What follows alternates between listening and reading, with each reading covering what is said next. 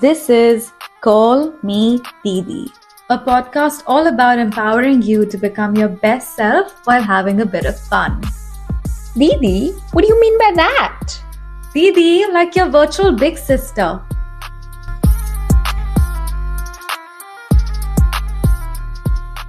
Welcome to Call Me Didi, everybody. I'm your host Diva. And I'm your host, Sanchi, and let's get into today's episode. So, how are you, Diva? I am okay today. I wouldn't say in the best of spirits, but nothing has happened, nothing dramatic or bad has happened. I'm just in a relatively bleh mood, but nah, it's all good. Life's good. I am just sulking for no reason. Okay. Well, I can understand because I'm like that a lot of the times. Yeah, I think it's like pre-period sulking, which yeah. happens. Oh my god. Yeah. Anyway, how are you? I am very tired. Yeah. Very tired. I had a lot of work to do, and my brain is not braining today. It's not. You've had a big week. I did have a big week.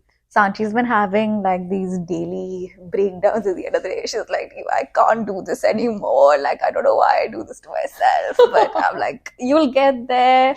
It's okay. It's true. It's just true. Another week. Oh. Well. Anyway, such is life. Do you want to, now let's get on to something a bit more positive. Do you want to tell us about your highlight of the week? For sure. I have two, as always. I always have one. Like, no, not one, two, I'll give you. Two. Both of them are very similar. The gist is similar for both of them. Okay. First is that you yesterday bought me a really cute cupcake to celebrate my 10K and us launching this podcast. Yes. And that was really my highlight of the week because I'm not kidding, but it made me feel like I'm so grateful to have like pure and genuine connections in my life. Mm-hmm. And it's very rare to get connections like that. So it just made me feel so happy and loved. Yeah. Oh, you're gonna make me cry. Oh. And using that gist, it was my best friend's birthday last week as well. Yeah. And I got her cake. And she cut it with my family. Like she sat with my mom and dad and she cut it with them. And oh my god, it was just such a pure video that I saw. It made me so happy. And I was like, I am just beyond happy to have people like that in my life. So yeah, these two were my highlights of the week. Oh, that's sweet. Yes. It's as you grow old, you start to realize who are really your people, and you can almost count them on your fingers. Yeah, that's true. Well, what was your highlight of the week? My highlight of the week was the party we attended on Friday. I mean, I had a great time. I know that. Because we basically just danced to all these really typical Bollywood songs. And I'm not a dancer, but I was like, fuck it. Like, I'm gonna dance today. And it was literally, I think, all my close friends in Adelaide. Like, I looked around the room and I was like, oh, these are all my people. Yeah. And I felt so comfortable. I felt like, oh, like there's not going to be any judgment here. I can be myself. And everybody was having such a good time. And I think I was just smiling from like ear to ear. Like, I was just like laughing and smiling. And your heart was happy. I think as soon as I entered the house that day, with you and like I met some of my friends, I think I was just happy from there on. So it was good.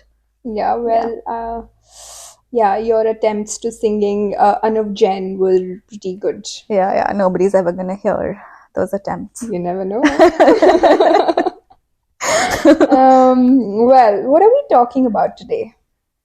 Today we're talking about studying abroad and if it's really that fun. Because as you would know if you've heard our intro episode, Sanchi and I both came here in our teens. Sanchi was 17, I was 18 when we came here. So we did our bachelor's here. And we have a thing or two to say about what studying abroad as a young adult is really like. Yeah. So, Sanchi, do you want to kick us off with your experience? Like, tell us about uni, tell us about, like, what was that like for you? Well, as you said, I moved here when I was 17 and a half. That was in 2018, now almost 5.5 years back. It's such a long time. Oh my God. And I did Bachelor's of Commerce, Marketing and Management majors from the University of Melbourne.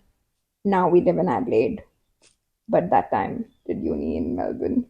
And I was so excited, like more than, I don't know, I wasn't scared, I was more excited. And that has always been me. Like, I've always been so just, looking forward to that crazy thing that I'm doing at that time. Oh.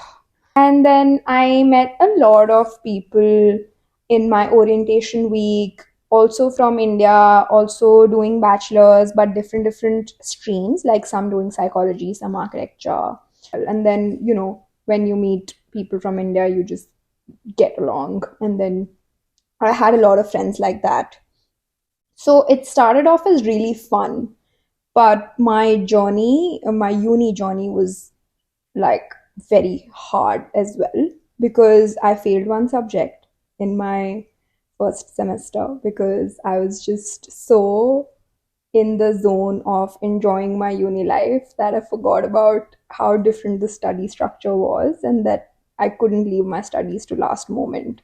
And when I failed, it literally just hit me in the head. I was like, my parents have spent all this money so that I can get education from a well-renowned university, and so I have to do that. And then I literally got in my senses and started like studying properly, doing my assignments properly, and getting a job after my first semester. It was a whole ass journey, which was full of like lots of crying, but lots of partying as well.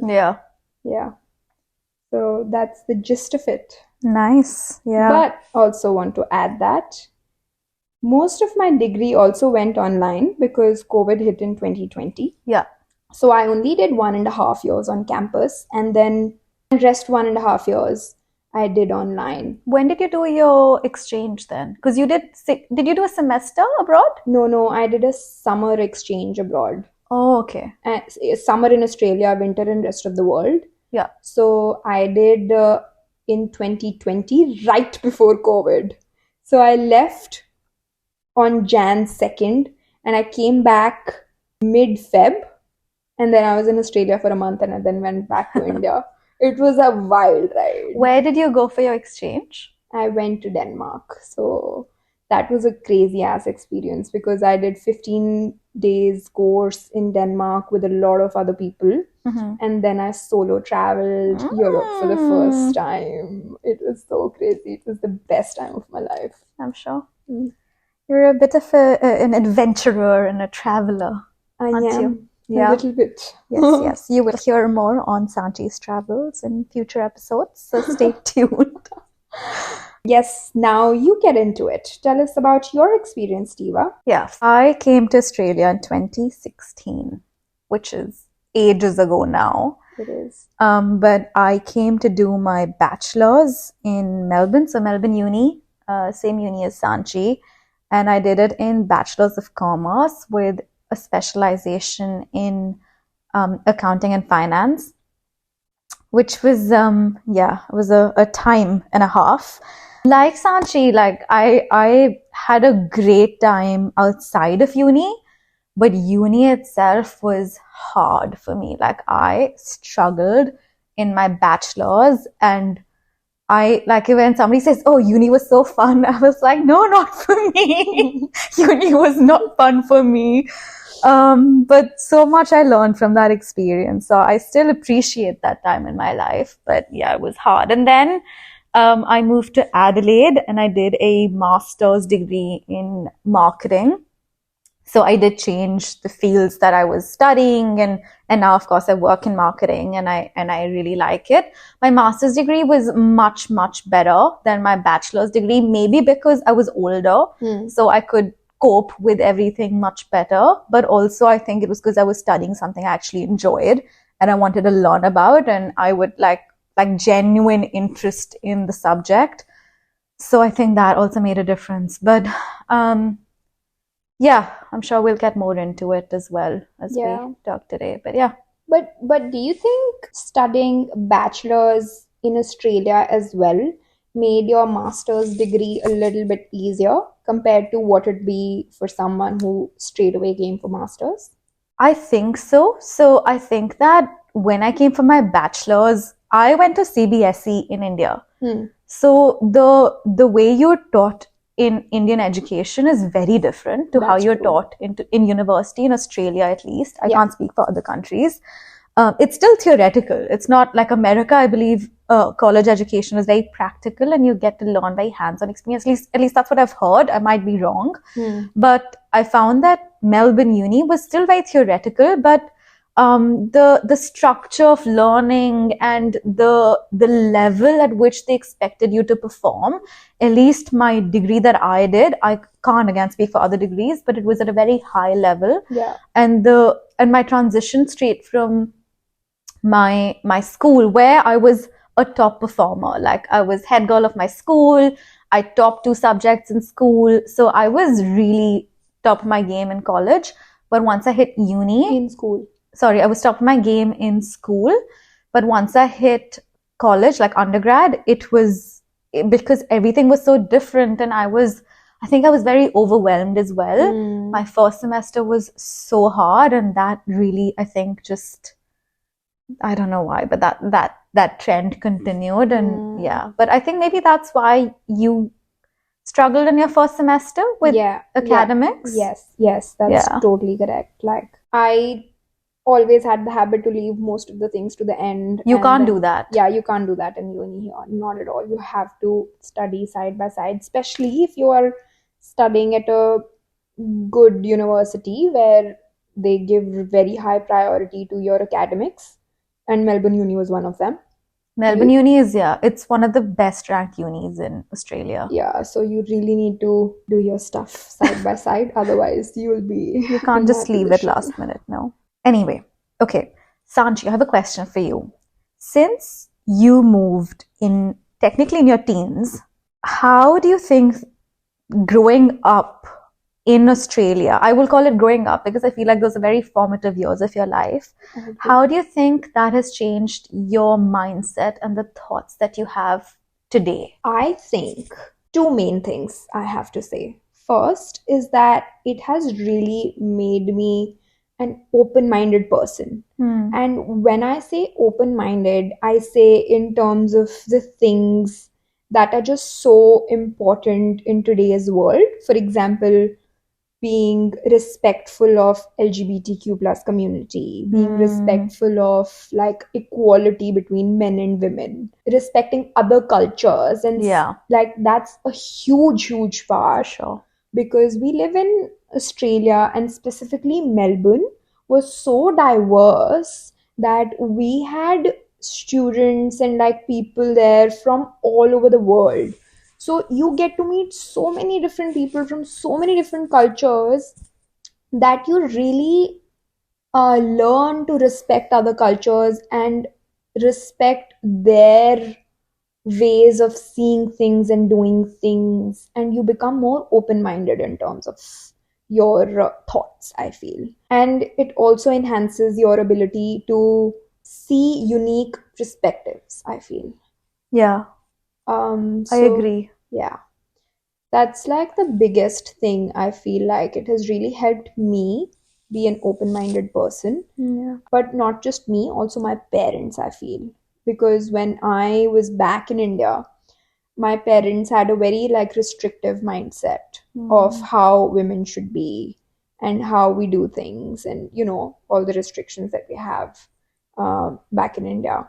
But once I moved here, once my mindset started shifting, and I've always been like very open with my family with everything that I do and I live my life like. They also started shifting their mindset and being more open to things, which is probably why they were okay with me solo traveling Europe at 19 years of age as a woman from India.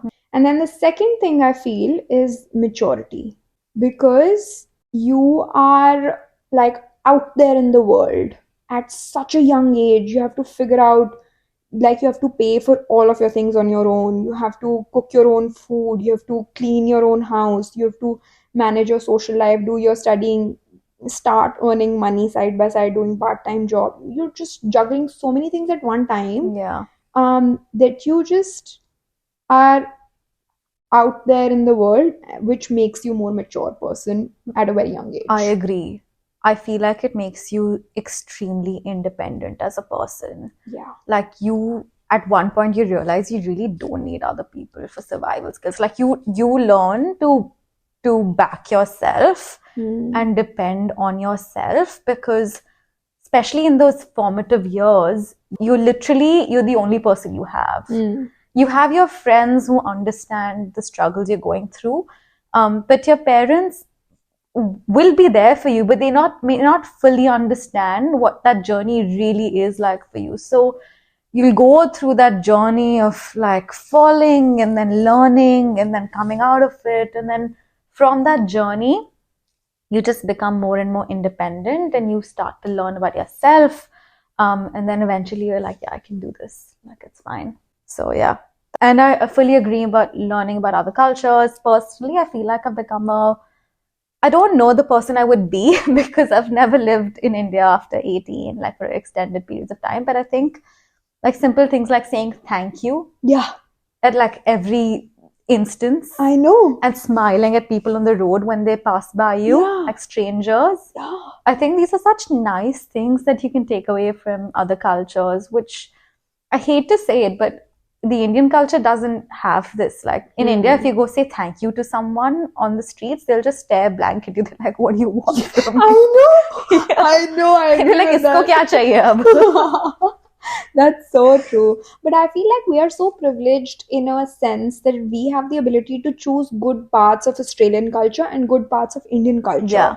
So we can leave out the bad parts of Indian culture and leave out the bad parts of Australian culture and take good parts of all the cultures and be like our best selves like that. I agree. I think it's the perfect combination I love of both cultures. Okay, well, I have a question for you. So, how do you think your experience is different to someone who did their studies in India? For example, like they did their bachelor's in India. How would you say your experience is different to them? So, yeah, I think that it's different in, I think, all the ways.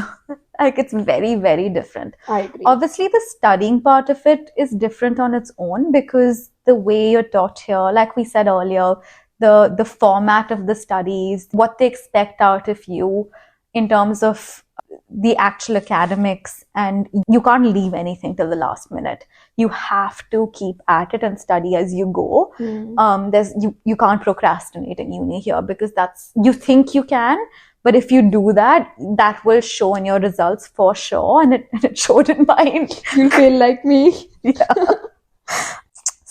So that's obviously different, but more than that, I think what was really challenging is that you have to manage your time between things, and that's hard. So it really depends on your financial circumstances as well. So if you have support from, let's say, your family and you don't have to work, then you can focus only on academics, and that helps a lot because that's the only thing you need to worry about. But if you have to work, like both of us worked through our undergrad, Yeah. and obviously for me, my postgrad, when you work, then you're trying to manage your time between studies, which are challenging on their own, but also you working anywhere between 10 to 20 hours a week in making like some cash, so you're not putting extra burden on your families to pay for things. Yeah. So, and then you're trying to also have a social life, and you're also trying to get 7 to 8 hours of sleep a night.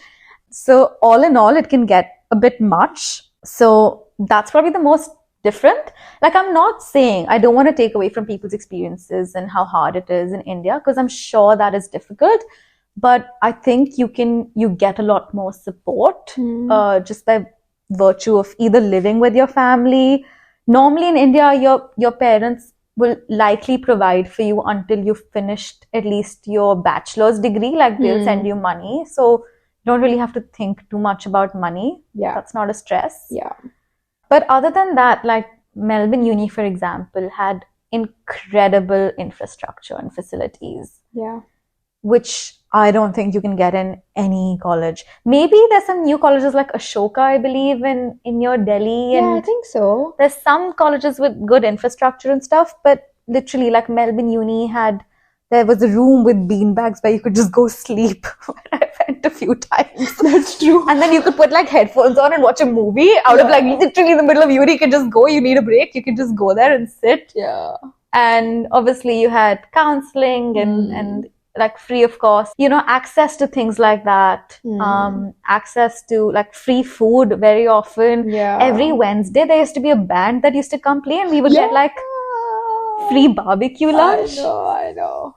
And then coffee shops all around, which were my favorite. Yes. And amazing libraries and multiple libraries. 24/7 libraries where you could just sit and like study for hours, and like with those sofas and stuff.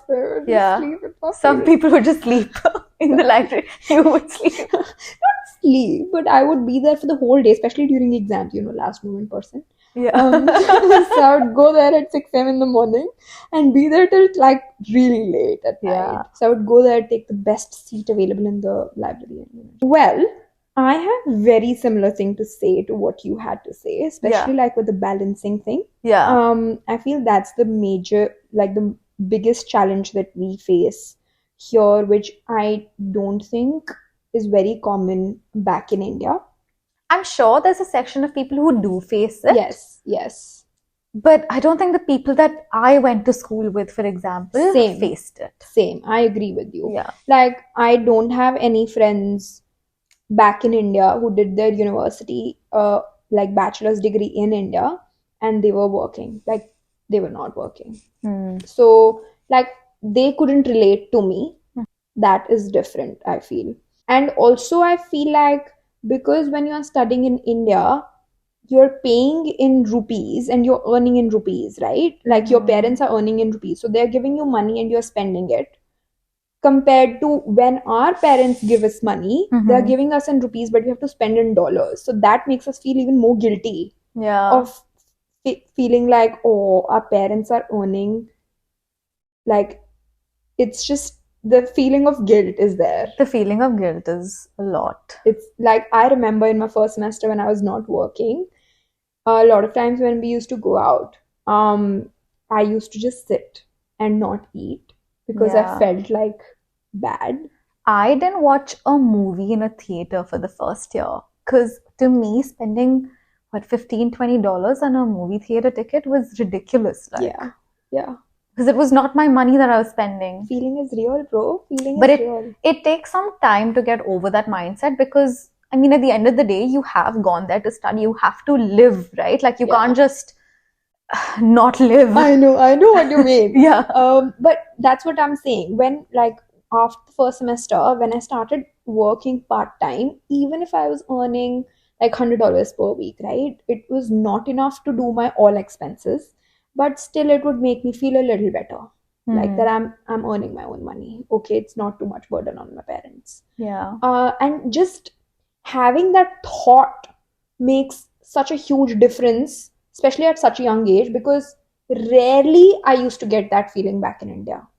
Very rare it is to get that feeling. I remember in school, I used to be that person who used to go shopping with my mom and never used to see the price tag. And my mom used to see the price tag. I would not see the price tag. That was me. Yeah. But the same person coming to Australia is thinking so much about spending their parents' money. But back in India, I didn't care. I don't know why. That's me personally, not related to everyone.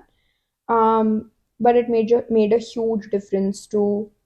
You start almost valuing your parents' efforts more, right? Yes. Yeah, I agree. There was, I think, a lot of other things that we can talk about, but Yeah, those are some of the big ones. Sanchi. Now, I can't generalize because obviously everybody's experiences are unique, right? But do you think that studying abroad is worth it? That's a really good question, and it's just so hard to answer this because I feel it's such a personal thing. For every person, there's a different experience and different things they want from their life. Yeah.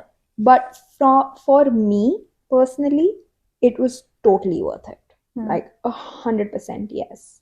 Because like I have always been a very ambitious person, like with huge goals. And like I figured that the fastest way to achieve my goals was through studying abroad. For example, my biggest goal in life is to travel a lot. Like, I want to travel as much as I can so that I can live my best life, right? And I was like, if I do my bachelor's in India, if I study in India, it will take me longer to be independent in terms of when I'm starting to earn my money and how much I'm starting to earn my money, right? And even if I study in India and get a job in India, I won't be able to earn enough that I can travel more and more often. So I figured that the fastest way to achieve my goal of traveling the world was through doing uni abroad so that I can earn money, be independent quicker, so that I can use that money to travel more often. And that's how I figured that I want to go abroad. And so, yes, this life was totally worth it for me because whenever I used to face like huge challenges in my life, or I used to go through a very like down time here, I used to think why I'm doing this, and it would always be worth it. Like, oh my god, this I did not plan on saying this, but it came to my mind, so I want to say it. I remember working at this restaurant called Schnitz, and I was like on a closing shift. So I was like cleaning up, and I was just so tired by the end of the day because I remember it was a huge, I think, 8, 9 hour shift. And I was so tired by the end of the day that I was almost about to cry while there. And then I remembered that I'm going to use this money to go for my exchange and do my, although I didn't do my whole exchange on my own money, I split half with my parents. But still, it was like, oh, I'm going to go for travels for like 40 days after this. It's worth it. It's worth it. And that made me push through that time. So I feel like it's so important to figure out why you're doing it. Like, what is your goal? Yes. What are you trying to achieve with going abroad? Yes. So I feel like it's only worth it if you really want to do it. Like, this was the best way for me to achieve my goals. Yeah. So it was worth it for me, for my goals, and for my dreams. But what if somebody doesn't have, because see, there are two times people come. I mean, there's lots of times people come, but let's say in the instance of people coming to studying abroad, either you come for your bachelor's, you come a bit later in life, right? For your master's, your PhD, your research or whatever. Normally, at the bachelor's time, you don't know what your goal is going to be. You are a unique one because at 17, you knew that you wanted to travel, like your life's purpose is to travel, right? But lots of people don't know that. So in that instance, let's think of that. Do you think it's worth it even then? If you don't know the end goal? I think you still need to be like, there has to be something that will get you through your challenges. Because it is challenging. It is really challenging. You're going to face a lot of struggles. Exactly. Like on social media, when you see your friends' Instagrams and they're like traveling around, they're looking at beautiful sunsets and like uni life, it looks so good, and it's fun. Yes. But nobody tells you about the behind the scenes and the times you go home and you cry and you're stressed and you're homesick. You're homesick in like your first 2 years, you're very homesick, but that you don't know of. Yes. So you need to know why you're doing this, and I agree with you. I'd encourage you to really think about it before you leave the country. Yeah, because it does get lonely. It gets really hard, and like there is a high potential of you feeling so lost that you just lose yourself. And to not do that, you really need to keep yourself reminding why you're doing this. And so you need a why. You need a why. I feel like we've made this very scary for people. It's fun as well, guys. It's a lot of fun. But I don't think I would have had this much fun in India. I don't think I mean, okay, like the parties and stuff, yeah, sure.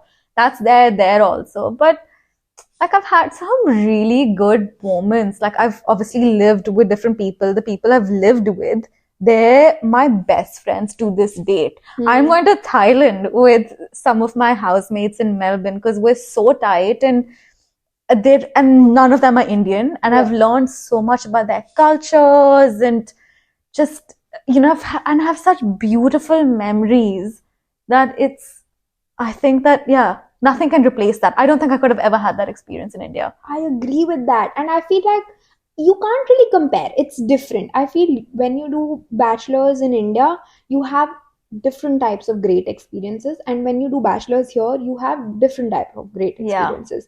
And you really can't compare them because they're so different and they're so unique that I can't say this is better than that and this is better than that. Just saying that you should know why you're doing it. Yeah. One thing I will add is that, and I agree, studying abroad is worth it 100%. But I really think you should think about your finances before coming and not just taking the jump without thinking about it. Do you have a scholarship? Are your parents comfortable with spending that money? Are you going to be putting them under pressure by spending this much money? Because these are thoughts that start coming to you when you're actually studying. Like, you're like, oh shit, man, like this is very real. And when you're leaving the country, you don't think about this. Yeah. So really think about that. And also, again, on the why, this is something I've really thought about a lot. Like, why do people... Because, okay, truthfully, let's be real. I think about what my life, if I had to be in India, would be like, and the person I'd be now, and what if I want to move, right? What if I want to move in the next few years back to India? Because, yeah, it's just something I've been thinking about. So I've been thinking about, like, the people who choose to stay, why do they choose to stay, right? What is it that this life offers them? For you, for example, it offers you that opportunity to travel, right? With a passport that will let you travel freely. Yes. But I think it's more like freedom. I am more after the freedom of place, the freedom of time, the freedom of everything. Like, yeah, but then that sort of freedom can come to you in India as well. But on that point, some people come from really toxic families, for example. Not saying, like, I know your family is lovely. I love them. But some people escape their life in India because their families are very toxic, or they come from maybe smaller cities where the kind of growth they can do over here with a very similar job at that. Like, for example, if you're doing nursing, I mean, I don't want to speak of how much people make in India as a nurse, but you can make a lot of money as a nurse here, or you can make a lot of money in trade occupations like mechanics and plumbers. Whereas that work is valued, highly valued and regarded here. Yeah. It's not so much in India, right? I agree. So your reasons can be very different. Yeah. But you need to know what that reason is. Yes. Yeah, I agree. Sanchi, final question for you. Okay. Do you have one tip that you want to give our listeners if they are in that journey of either like they're currently studying abroad or they're deciding if they should study abroad or not? I do have a tip, and I've already spoken about it, but I'm just going to give it out. It's just figuring out your why, because it's not the easy or fancy way out to study abroad. People think that it's the easier route. It's not. It's a very hard journey. It's full of challenges. And the only thing that will get you through it is your why. Yeah. I just want to add a quick tip as well. Yeah. It's that, like, figure out not just your why, I guess sort of yes, your why, but also your end goal. Like, are you moving abroad for the experience? Are you moving abroad to live here long term? Yeah. And really, really think about that before you come, because a lot of people just move because they want to escape their current reality in India. But think about it and act like, yeah. But once you are here, once you have landed in the country of your choice, then live in the moment and embrace it all. Yes. Because these are all unique experiences, moments that would have never happened unless you made that decision. So just be like, yes, like full on main character energy. Oh my God, I love that, because I agree with you. It's so like easy to get lost in earning that money, doing that job, just getting indulged in your work, and just being so like caught up with so many things happening at the same time that you just forget to enjoy. So enjoy the journey. It's a beautiful one. Yeah. Okay. Cool. I think that's the end. I had a great time recording this episode. True.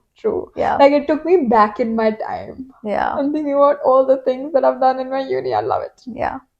Anyway, if you enjoyed this episode, then leave us a review. Yes. And we might do another episode on life after uni in Australia. Yeah. We'll talk more about our journeys. And yeah, we'll see you then. See ya. Bye. Bye.